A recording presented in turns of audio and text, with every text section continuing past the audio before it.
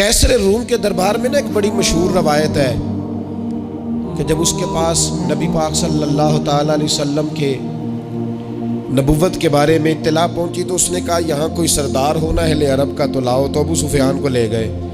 تو ابو سفیان اس وقت مسلمان نہیں تھے، کہتے میں نے پوری کوشش کی کہ کسی طریقے سے انہیں نبی پاک علیہ السلام کے بارے میں کوئی ایسی بات بتاؤں کہ معاذ اللہ ان کا ذہن بگڑے۔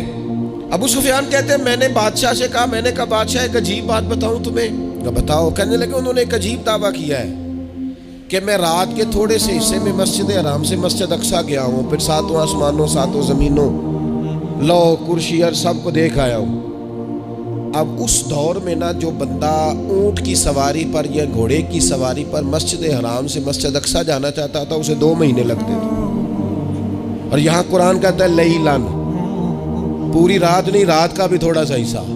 تو آپ یہ بات مانتے؟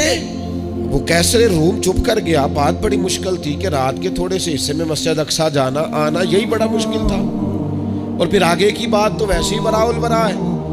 وہ ابھی چپ کیا ہی تھا کہ اس کے پیچھے نا ایک راہب بیٹھا تھا، عبادت گزار جو مسجد اقصیٰ میں عبادت کرتا تھا۔ وہ کہنے لگا بادشاہ ٹھہر جا، مجھے ایک بات یاد آئی ہے۔ کہا جناب سنائیے۔ تو وہ کہنے لگا ایک رات میں رات کو مسجد اقصیٰ کے سارے دروازے بند کر رہا تھا، مین گیٹ میں بند کرنے لگا تو مجھ سے بند نہیں ہو رہا تھا، میں نے بڑی کوشش کی لیکن بند ہی نہیں ہوتا تھا، اور بھی باقی لوگوں کو بلایا، جدوجہد کی، بند نہیں ہوتا تھا۔ پھر میں نے بڑھائی کو بلایا، مستریوں کو بلایا، میں نے کہا یہ کیا ہو گیا ہے؟ تو وہ کہنے لگے چھت تھوڑی نیچے آ گئی ہے، دروازہ دب گیا ہے، اس وقت کچھ نہیں ہو سکتا۔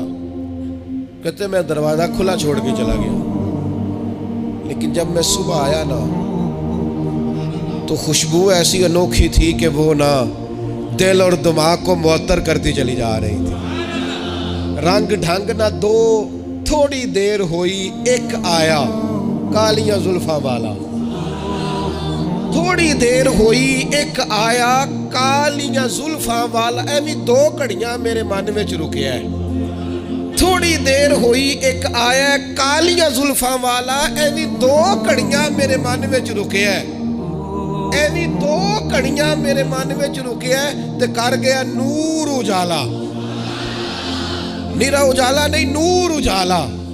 تھوڑی دیر ہوئی ایک آیا کالیاں زلفاں والا، 2 گھڑیاں میرے من وچ رکیا ہے تے کر گیا ہے نور اجالا۔ عرصہ ہوا طیبہ کی گلیوں سے وہ گزرے تھے، اب تک ان گلیوں میں خوشبو ہے پسینے کی۔ کہا اتنی خوشبو، اتنا انوکھا انداز۔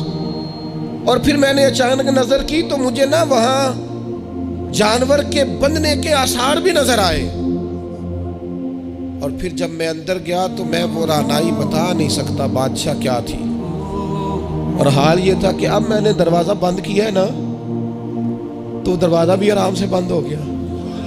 وہ گڑبڑ نہیں تھا، وہ کسی روکنے والے نے روکا تھا۔ وہ کیوں رکا تھا؟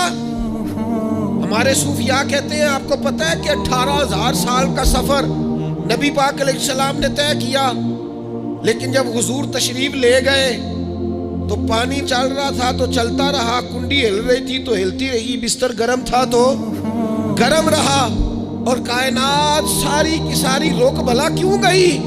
وہ کہتے اس لیے کہ نبی پاک جان ہے اس کائنات کی، اور جب جان نکل گئی تو دنیا کا نظام رک گیا، اور جب جان اور روح واپس آئی تو پھر نظام دوبارہ سے چلنے لگا۔